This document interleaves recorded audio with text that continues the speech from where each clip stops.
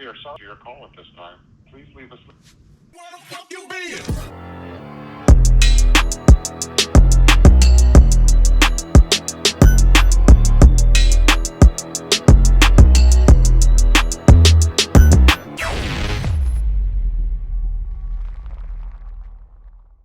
What is up, guys? Good morning. Welcome back. Today, as you guys saw, I am trying to get a hold of LOJ because we have some updates, some news, some stuff we're gonna do with this. Like I told you in the last video, I talked to Mike about which direction we are going with this, and to be honest, I'm not happy about it, but it's gonna be something that's gonna actually fix it, because you guys have seen I've gone through trial and tribulation and trying to take apart the wiring and finding like stuff that's not in the right spot and having to move stuff around and crap, and it's just not working. I'm still getting a throttle code.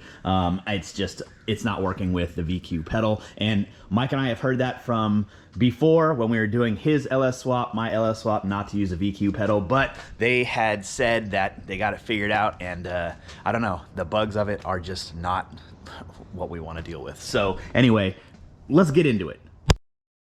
All right, I just tried to call LOJ back and they are still not picking up. And so I'm gonna kind of explain and show you what's going on.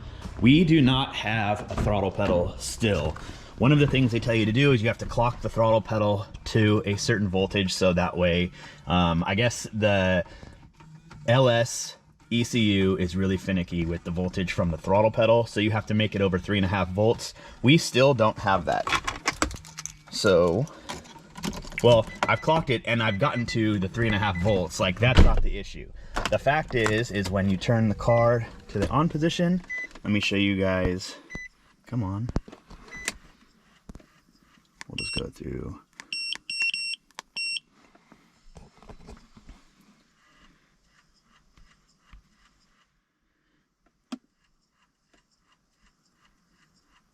It says one code found. There we go. Read codes, stored codes. Mind you, the battery was just off, so this code is hard set as soon as the car turns on. Throttle pedal position sensor switch E circuit low. I cannot get this code to go away. I had 4 other codes, and the other codes were due to like the 9 wires that were in the wrong position.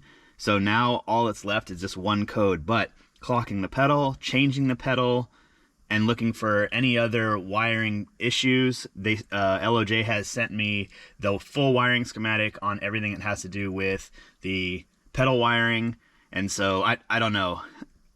Our thought is that we don't want to deal with this anymore. We know that the CTSV pedal is tried and true. It works fine. All we need to do is change. And since the harness, we had to move stuff around, Mike is like, send it back. Like, I'm done with this. I don't want to have a part that's been messed up, screwed with. We don't know if anything else is in the wrong position. Clearly, it probably is because of this. And so he's like, get a different harness, let's put it in, and we'll get one with the CTSV pedal. We have like 5 pedals that we can just literally bolt in here and plug in, and this car will be running. And so it's one of those that I'm waiting to talk to LOJ to see kind of what their take is on it. When I dealt with this type of issue, it wasn't this exact issue, but when I dealt with this issue with that car, with my wiring harness, they had me pull it out, send it back, and they sent me a new one. So that's kind of the direction we're going right now. I'm gonna kind of go over a couple wires and look over, you know, some last minute things before I do get a hold of LOJ, but I'm gonna try and call them again in another 15 minutes, and we're gonna see if we can get this harness out, because yeah, this has just become a nightmare. It's been here way too long, as you guys know, and we're ready to drive this car. Now it has nothing to do with me. Now it has to do with chasing bugs, and I understand that when building a car, you're gonna do that, but there has just been time after time after time after time with this car that we've been dealing with that. So, no. All right, so some time has passed. I have been trying to get a hold of LOJ. I actually got a hold of one of the representatives, and they said that Steve is out of the office. And so, because I told you guys that our thought and plan is to pull this harness out, to send it back, and to get a different one with a CTSV pedal, I have to get Steve's, let me turn around for you, Steve's okay, I guess, in order to be able to do that. Because we have had so many issues with the wiring harness, It's a PSI harness. I don't know how much involvement LOJ has. LOJ makes killer products, as you guys have seen. All the stuff that me and Mike have done and the stuff that we have redone with LOJ products is just, I mean, they make good stuff. So it could have been, you know, just a dumb error, but things like this happen. And so I have to now figure out with Steve. And so I'm kind of waiting for him now. I don't have a whole lot else going on right now. I do have to go and pick up a battery for that car. I finished the engine job on that. You guys can see that I no longer have the engine right there. So that turned out really nice, actually. So I'm gonna go get the battery for that, and after I come back, I think we're gonna burp the cooling system on there. I'll kind of show you the engine. It's been a while since I've done a VQ motor, to be honest, so it was kind of nice being able to just jump back into it, and yeah, hopefully getting a car that's been sitting for so many years back on the road. So show you guys. Look at that, like it never happened. Nice and clean. I do got to wash the engine bay, but there's oil in it, no coolant in it, and obviously no battery. So let's go grab that real quick, and then we'll come back and get this thing started and get to hear it for the first time. I know you guys have been seeing this sitting out here for months now. All right, we're back. Everything looks good in here. Battery's in there, brand new. I don't think that there's anything else to do. This car has actually been sitting for quite a long time, even before I had it, and you guys have seen how long this has been sitting.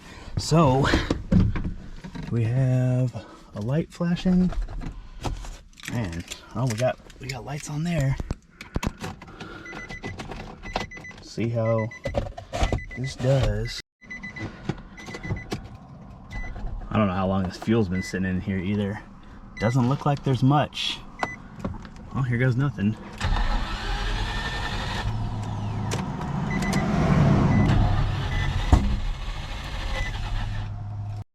All right, because the gas gauge is not working, I think it probably needs gas.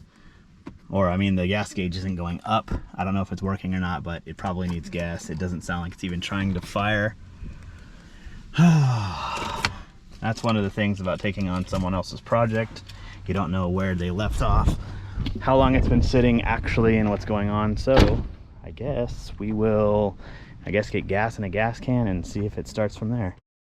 All right, what's up? Good morning. It is a couple days have passed. Last you guys saw, I was doing the checks on this car, trying to get this car started. And so, yeah, first off, I have a couple of just updates. So this is the first one. I wanted to let you guys know that I did figure out what's going on with this. I ran a compression test on this car, and the reason why it's freewheeling is because, yeah, it has no compression. And so one of the reasons why I think it has no compression, I did take the cylinder heads off. I sent them to the machine shop to get machined, and I think, sneaking suspicion that the cams are actually in the wrong spot.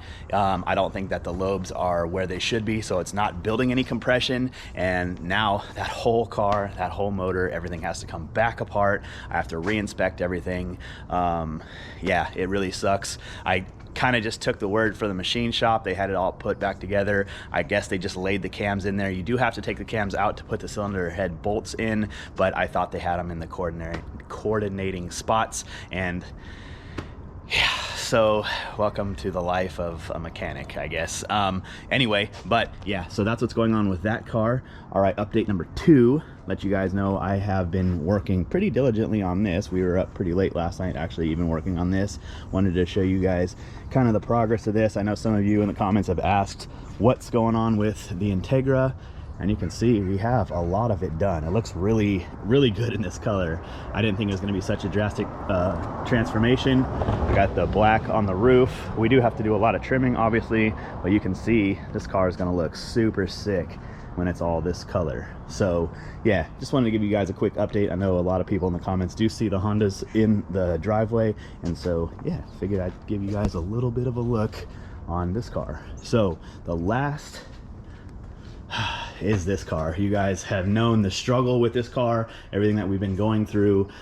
So I finally decided, rather than trying to pull apart a bunch of pins, pull apart a bunch of wiring, I think I'm gonna just take it all out, send it back to LOJ, and I think we are gonna go with the CTSV pedal.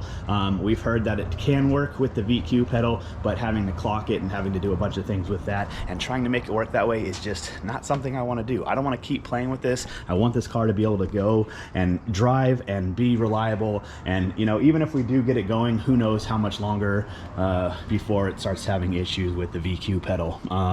Yeah, so I think that's what we're gonna do now. So let's start taking this damn thing out and getting this out of here.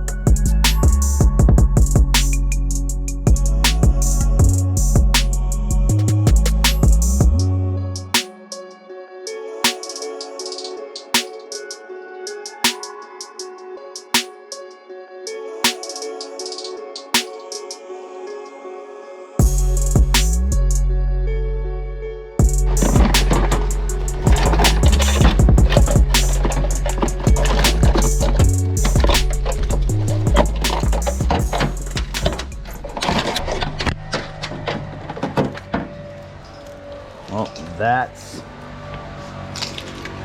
that.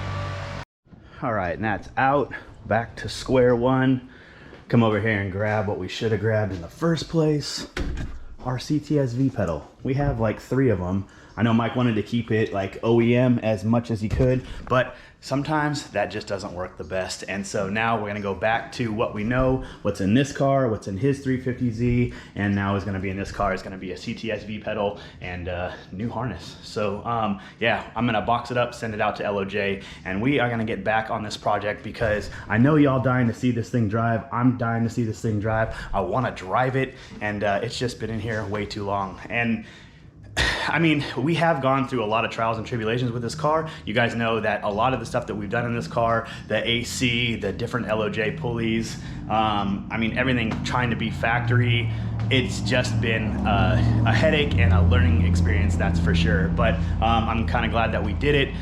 I don't want to do it again, but yeah, so now I'm gonna get this box sent off to LOJ and hopefully we hear from them soon. So now you guys are all up to speed on what's been going on with the projects around the house, what's been going on with this. We will see this shortly, but now we just gotta wait a little bit longer till we get our new harness. So anyway, I hope you guys enjoyed the video, and you know, I hope you guys have been well. I hope your families have been well. I hope everything has been great for you. I'm trying to get back on the content, you know, like I have some things that I gotta tell you, but that's gonna be in the next video because I got another surprise for you. We got our seats. We got our seats for this car. So I'm excited to be able to put the seats in here, and it's gonna be big boy friendly. So all the ride-alongs at the track, winter jams coming up. I know me and Gary trying to put together some stuff. Mike's been talking about renting out Apple Valley. So there's some drift content and some opportunities for us to meet, to drive together, or to even just get ride-alongs and you know, hang out. That's what the whole purpose of this whole channel is anyway. So